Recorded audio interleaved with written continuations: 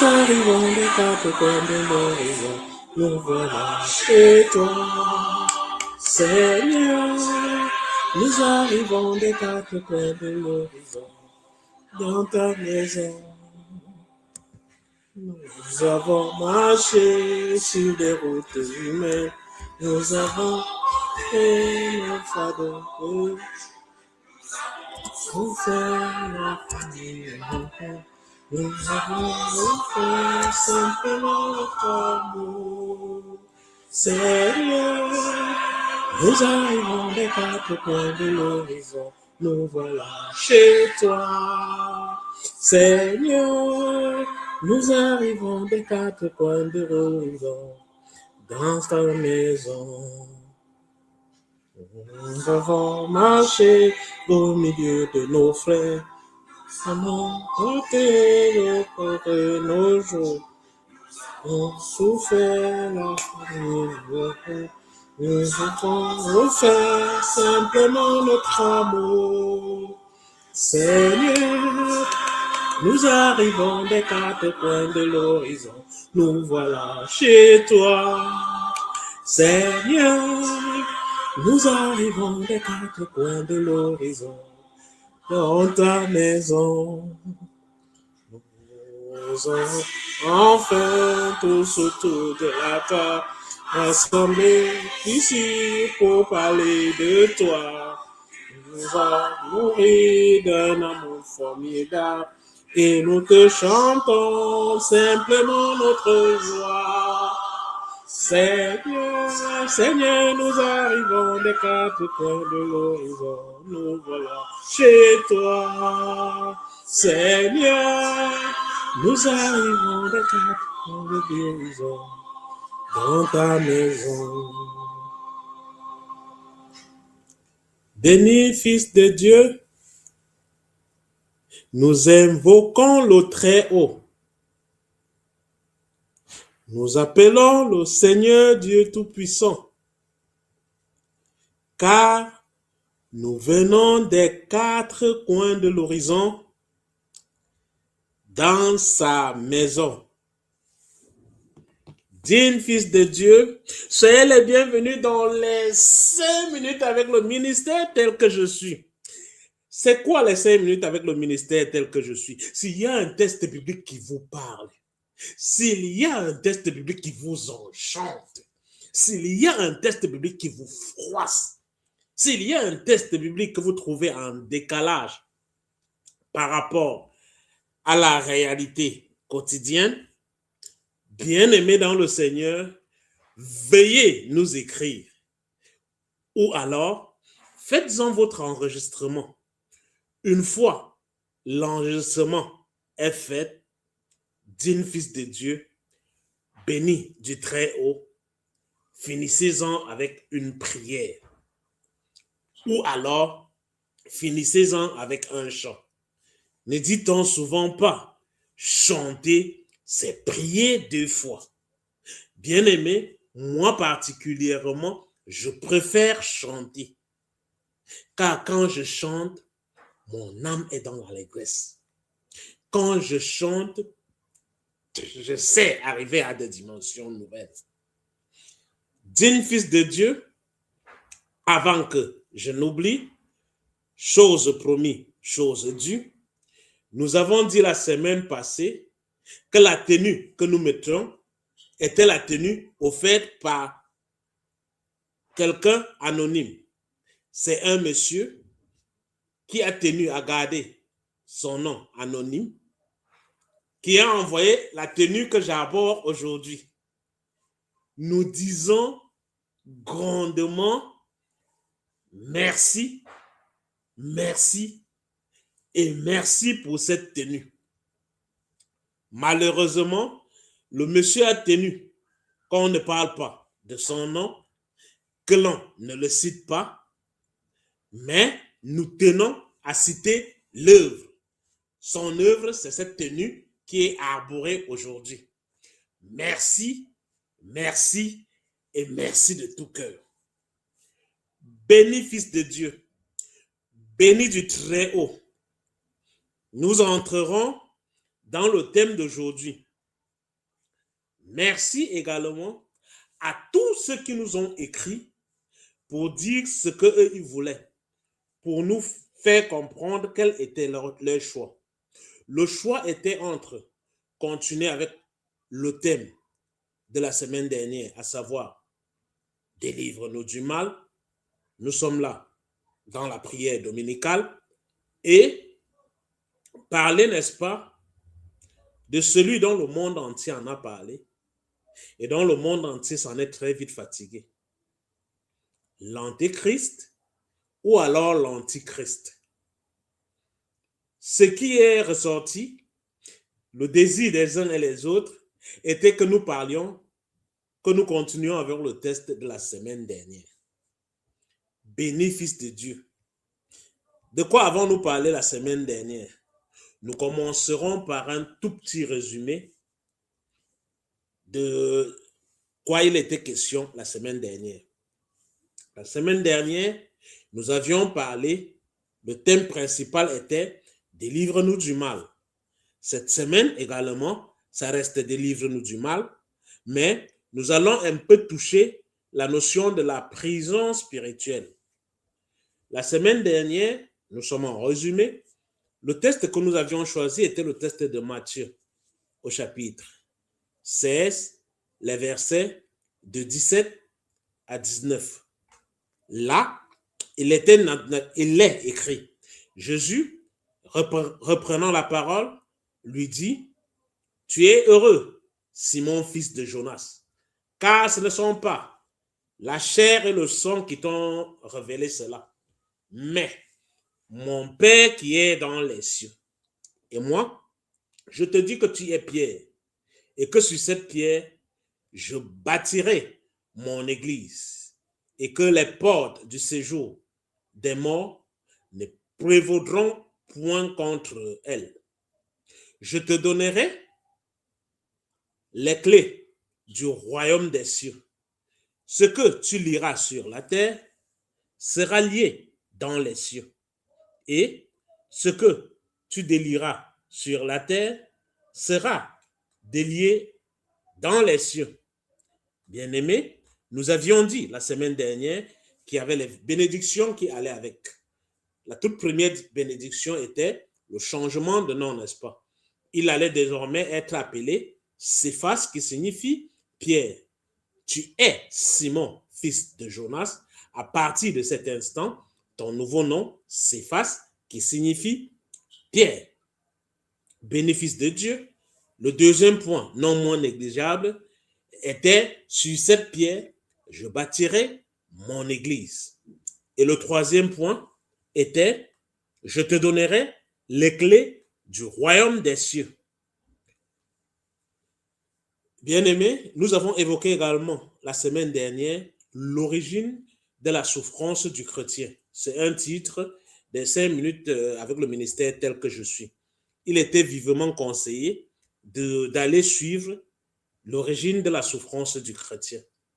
Bien-aimés dans le Seigneur, à partir du texte que nous avons lu tantôt, nous l'avions dit, 3 notions qui allaient, n'est-ce pas, ou alors qui vont avec notre mission. La première notion, c'est la reconnaissance de la mission. La deuxième, l'acceptation de cette mission. Et la troisième, l'accomplissement de sa mission. Tout ceci est développé en détail dans l'origine de la souffrance du chrétien.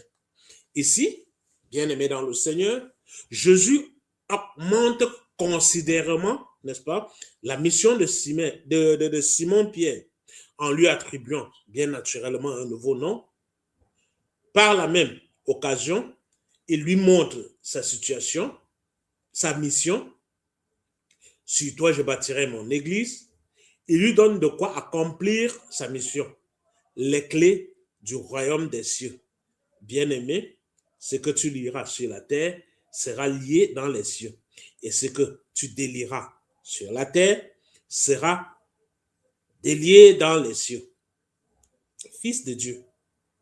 Le texte ne dit pas que Pierre est possédé. Cependant, la suite des événements parle d'elle-même. Le premier grand point, c'est la mission dans l'étoile de Pierre qui est augmentée, il a une nouvelle mission en plus de sa mission d'origine, de sa mission de naissance, ce qui fait que son étoile brillera de plus. Son étoile augmentera de brillance, ce qui attire l'œil de l'ennemi, ce qui attire le regard de l'adversaire. L'adversaire n'accepte pas de bon gré. Il est question, n'est-ce pas, de combattre cette étoile qui est en train de briller très fortement. Comme nous l'avons dit tantôt, le texte ne dit pas que Pierre est possédé. Cependant, la suite des événements parle d'elle-même. Comme si en réalité, Pierre devenait emprisonné. Un peu comme si Simon-Pierre entrait sans le vouloir dans une prison spirituelle. Bien-aimé, pour entrer en détail par rapport à cela, je vous inviterai à lire avec moi, s'il vous plaît, le livre de Luc, Luc 22, les versets 31 et 32. J'ai dit Luc 22, les versets de 31 à 32. Là, il est écrit, le Seigneur dit, Simon, Simon, Satan vous a réclamé pour vous cribler comme le froment. Mais j'ai prié pour toi, afin que ta foi ne défaille point. Et toi, quand tu seras converti, affermis tes frères. Parole du Seigneur. Je reprends. Le Seigneur dit, ici c'est le Seigneur lui-même qui s'adresse. Simon, Simon, Satan vous a réclamé. Tu n'es pas le seul qui a été réclamé. Vous êtes nombreux. Bien-aimés dans le Seigneur, tous ceux dont les étoiles brillent, tous ceux qui sont dans ce calvaire auquel on augmente la mission, Satan vous a tous réclamé. Pierre n'est pas le seul qui entre dans cette situation dangereuse. Bien-aimé dans le Seigneur, si l'Éternel augmente ta mission, rappelle-toi tout le temps que toi, tu fais partie de ceux que Satan a réclamés. Oui, Satan réclame très fortement ces gens-là. Satan réclame très fortement les missions hautes, les missions élevées, les missions intéressantes. Ça intéresse également Satan. Les propositions fusent. On vous fait tout genre de propositions. On veut que vous changez d'itinéraire. On veut vous faire changer de trajectoire. Bien-aimés dans le Seigneur, Satan vous a réclamé. Pourquoi Satan les réclame-t-il? Purement et simplement pour vous cribler comme le froment. Bien-aimés, le texte continue en disant, mais j'ai prié pour toi. La prière n'a pas été pour vous, pour tous ceux qui sont attaqués, pour tous ceux qui sont agressés, pour tous ceux qui sont offensés, pour tous ceux qu'on attaque l'étoile. J'ai prié pour toi de manière individuelle. Fils de Dieu, le salut est individuel. Fils de Dieu, le salut est une question purement et simplement individuelle.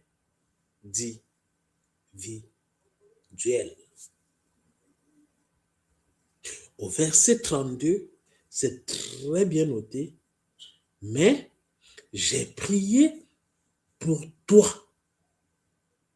Et pourquoi est-ce que le Seigneur prie pour lui? Afin que ta foi ne défaille point. Voilà pourquoi le Seigneur prie pour lui. Et ça ne s'arrête pas là. Et toi, quand tu seras converti, affermis tes frères. Deux missions qui lui sont confiées en plus. l'étoile continue à prendre la dimension. Ça veut dire, son étoile de naissance avait déjà une certaine brillance. L'Éternel a augmenté 3 missions dans son étoile, qui brille très fortement et qui attire le monde obscur, qui appelle ceux du monde obscur. Quand ceux du monde obscur viennent le tenter, le Seigneur augmente encore sa mission. Bien-aimé, le Seigneur ne diminue pas. Il ne dit pas, bon, celui-ci, puisqu'il est attaqué par le monde obscur, je diminue un peu ce que je lui augmente. Non, il augmente encore ce qu'il lui a donné. Donc son étoile brille encore très fortement. Pourquoi est-ce qu'il augmente cela? Afin que ta foi ne défaille point. Première mission. Et toi, quand tu seras converti, affermis tes frères. Quand tu seras affermi, quand ces choses-là seront sur toi, vas-y et renferme aussi tes frères. Bien-aimés dans le Seigneur, la mission principale, la mission essentielle dans notre étoile, c'est celle-là de convaincre les autres. C'est celle-là de prêcher. C'est celle-là, n'est-ce pas, d'aller vers les autres et de leur parler, ne fût-ce que ce que le Seigneur a fait pour vous. Bien-aimé, le passage principal ici, c'est un passage de dénonciation. Il faut dénoncer. Ne prenez aucune crainte. Ne vous gênez absolument pas de dénoncer.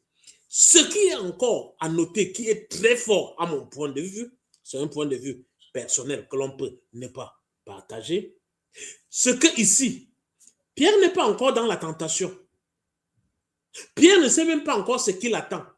Mais on lui dit déjà que quand il sera affermi, quand il sera converti, sa mission encore sera celle d'affermir ses frères.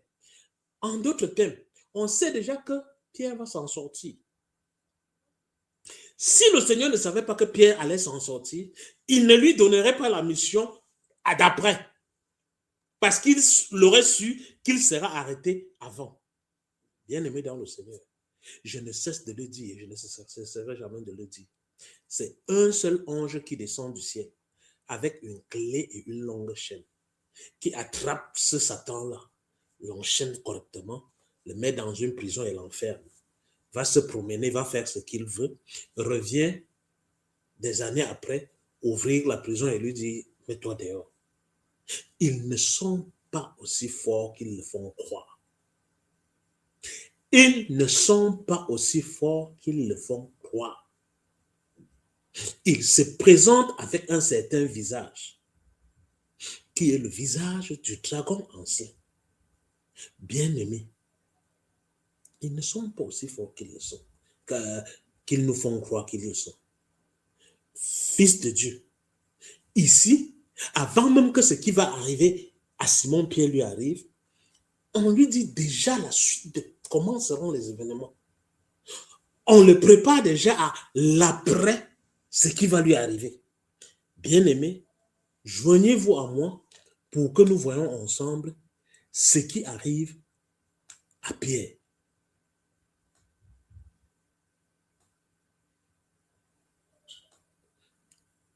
Pour cela, je vous invite vivement à prendre le texte de Marc au chapitre 10, les versets 51 et 52. J'ai dit, Marc, chapitre 10, versets 51 et 52. Là, il est écrit, Jésus, prenant la parole, lui dit, que veux-tu que je te fasse? Rabouni, lui répondit l'aveugle, que je recouvre la vue. Jésus lui dit, va, ta foi t'a sauvé. Aussitôt, il recouvre la vue et suivit Jésus dans le chemin. Bien-aimé, ce moment d'attaque-là, ce moment où l'ennemi vient nous attaquer, c'est un moment auquel Nous, généralement, nous nous attendons le moins. Nous, généralement, nous ne savons pas que nous entrons dans une nouvelle saison. Nous, généralement, nous sommes surpris par ce qui nous arrive. Mais l'Éternel demande très fortement, que veux-tu que je fasse? Proclamer ce que l'on veut que le Seigneur fasse. Parler à sa situation. Parler à sa situation. Parler à sa situation pendant les moments de détresse. Parler à sa situation pendant les moments de combat spirituel. Parler à sa situation pendant les moments, juste lorsque vous êtes réveillé après des mauvais rêves, des rêves d'attaque, des rêves où on vous suit, des rêves où on vous poursuit, des rêves où... Parlez à cette situation. Jésus, prenant la parole, lui dit, toi, que veux-tu que je fasse? Que veux-tu? À lui de répondre, Rabouni, que je retrouve la vue. Et Jésus lui dit, va, ta foi t'a sauvé. Ils sont nombreux dans la Bible qui sont sauvés sur la base de la foi. Ce qui fait que la foi est un élément sur lequel nous pourrons nous appuyer. Sera une base fondamentale pour nous qui voulons être sauvés. Pour nous que Satan a eu à réclamer et que nous ne voulons pas être triplés comme le froment. Afin que l'Éternel lui-même prie pour nous, la base très forte, à mon avis, sera la foi. Oui, cette foi-là qui est à mesure, toute petite comme un grain de sénévé, mais qui est à mesure de déplacer les montagnes. Quelle est ta montagne en ce moment-là? Pourquoi ne présentes-tu pas ta montagne au Seigneur en ce moment? Oui, c'est tout ce qu'il attend de toi. Il veut savoir quelle est ta montagne. Quel est le mal qui est en train de te ruiner? Ne voulant pas dire qu'il ne voit pas ta situation. Ne voulant pas dire qu'il ne sait pas la fin de ta situation. Ne voulant pas dire qu'il sait. Il attend que tu ouvres ta bouche. Il attend pour voir le rocher sur lequel tu te bases. Il attend pour voir combien tu aimes. Tu aimeras l'Éternel ton Dieu de tout ton cœur, de toute ta force et de tout ton âme. Bien-aimé, que veux-tu que je te fasse? Telle est la question que l'Éternel pose à chacun d'entre nous. L'Éternel pose continuellement cette question. Mais que veux-tu que je te fasse? Rabouni, que tu me sortes de cette prison spirituelle. Rabouni, que tu me défendes de cette situation dans laquelle je suis. C'est le tout premier moyen, selon moi, que l'on pourrait utiliser pour changer sa situation. À titre de rappel, Simon est en train d'entrer dans une prison. Suivons nous-mêmes tous ensemble ce qui va être dit. Entre le j'ai prié pour toi et vous êtes réclamé. C'est un ensemble. C'est un ensemble. Mais dans cet ensemble, le tu est sorti de là. Le tu ne reste pas avec les autres. Donc, c'est connu que chaque fois que nous entrons dans une nouvelle saison, que chaque fois que nous devons changer pour aller vers ce qui est plus haut, chaque fois que notre étoile augmente de brillance, ça attire, le premier à attirer, c'est le camp de l'ennemi. Le premier à se pointer, c'est l'ennemi qui se pointe à toi. Oui, l'ennemi ne s'arrête pas. Et rappelle-toi, ton ennemi ne dort pas. Que ce soit de jour, que ce soit de nuit, avant que cette étoile ne se manifeste physiquement, les combats les plus rudes sont spirituels et se manifestent dans la nuit. Bien-aimés dans le Seigneur, il y a qui travaillent avec les étoiles. Il y a qui passent le temps à regarder les étoiles des autres. Bien-aimé, je ne cesserai jamais de le dire. Même sans le vouloir, certaines étoiles brillent de toute force. Même sans vouloir porter le regard sur vous, votre étoile ne laisse pas certains indifférents. Mettez vous-même à la place de ceux-là qui sont comme des chasseurs d'étoiles, de ceux-là qui cherchent à vous faire périr, de ceux-là qui savent déjà comment est leur propre étoile. Que pensez-vous? Qu'ils vont vous laisser tel que vous êtes? Non. Non, ils vont même s'associer pour vous combattre. Bien-aimés, voici ce qui va arriver à Pierre. Pierre va commencer par renier Jésus. Pierre renie Jésus.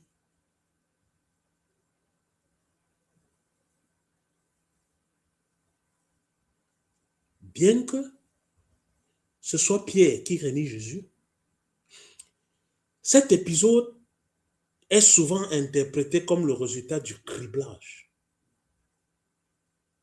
où la peur le pousse à renier son maître. La peur. Il a peur. Lisons tous ensemble cela dans le livre de Matthieu, au chapitre 26, les versets de 74, 74 à 75, 75. Là, il est écrit.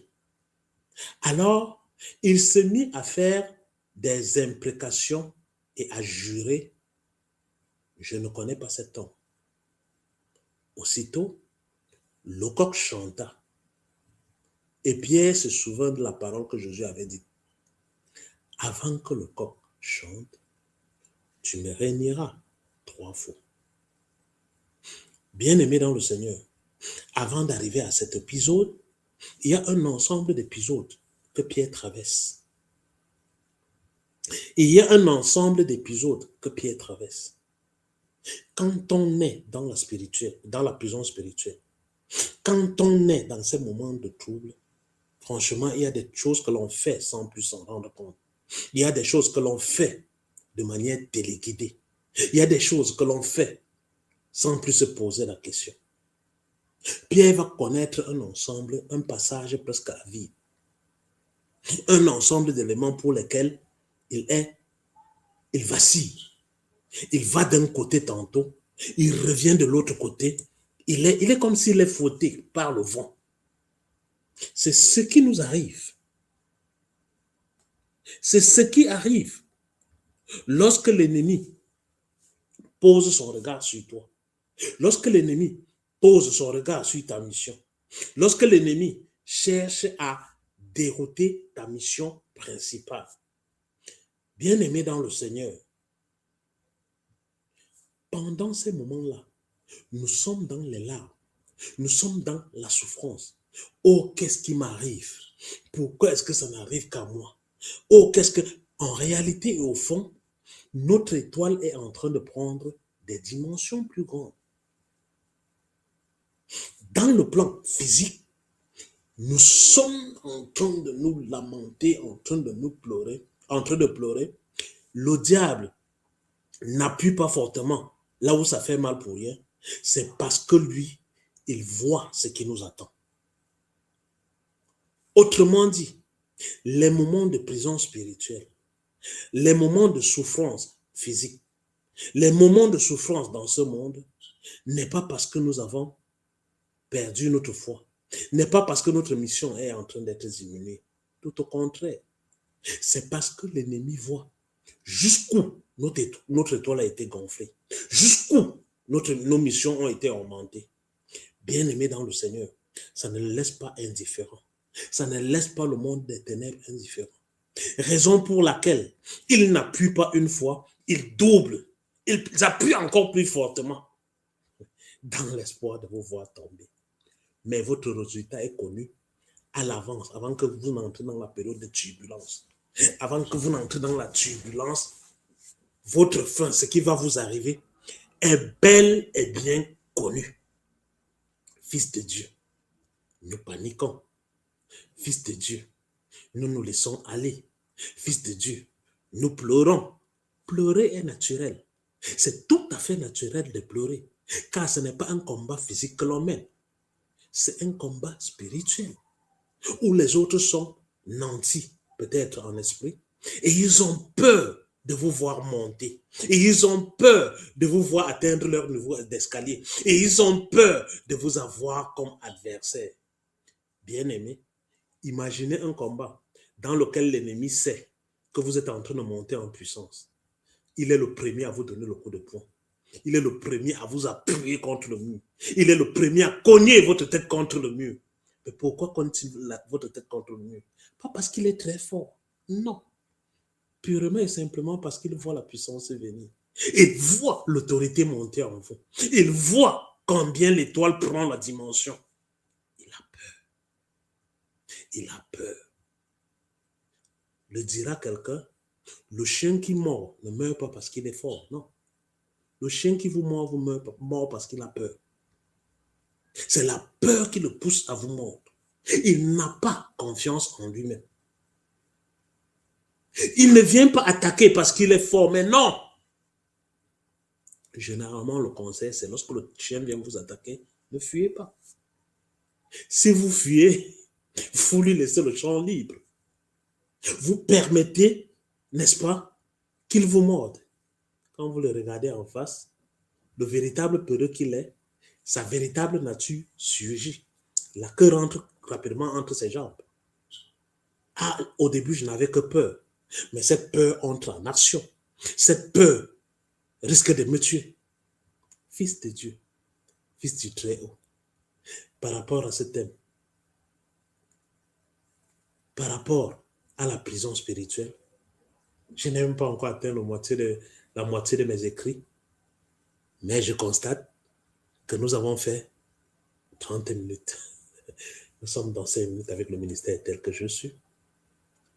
Nous allons laisser pour la semaine prochaine la suite de la prison spirituelle.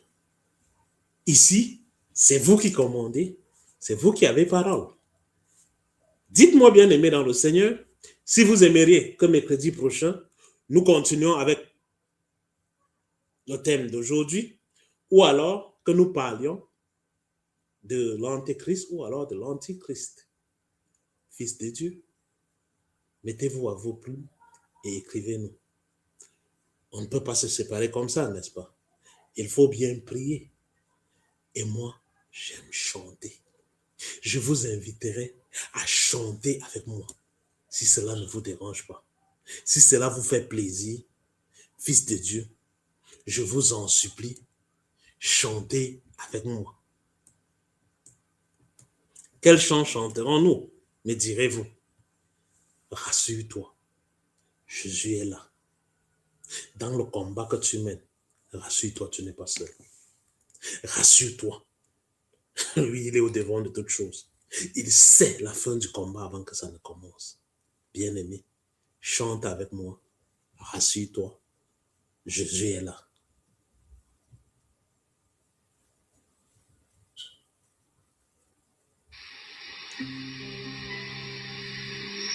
Le sentier devient rude et pénible. Rassure-toi, Jésus est là. Souviens-toi qu'avec lui tout est possible. Son amour te conduira. Rassure-toi, Jésus est là. Tous tes soucis, ne les connaît-il pas? Par sa puissance invincible, il t'en délivrera. Et si Satan dans sa rage t'assaille, rassure-toi, Jésus est là. Dans le combat, si ta force défaille, son bras fort te soutiendra. Rassure-toi, Jésus est là. Tes ennemis ne les connaît-il pas? Au plus fort de la bataille, il en triomphera.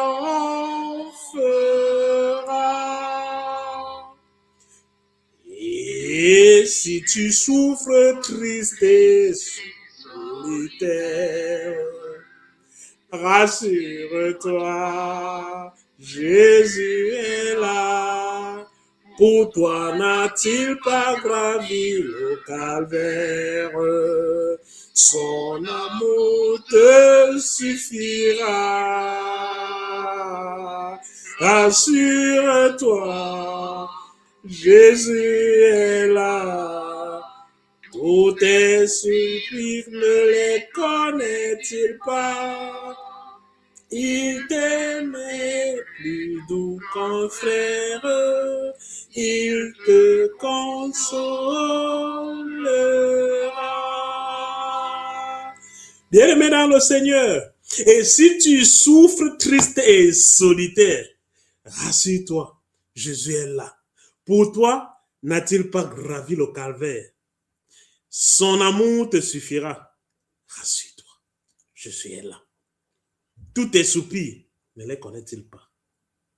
Il t'aime et, plus doux qu'un frère, il te consolera. À tous ceux-là qui sont dans les larmes, à tous ceux qui sont dans les combats spirituels, à tous ceux qui traversent des moments difficiles,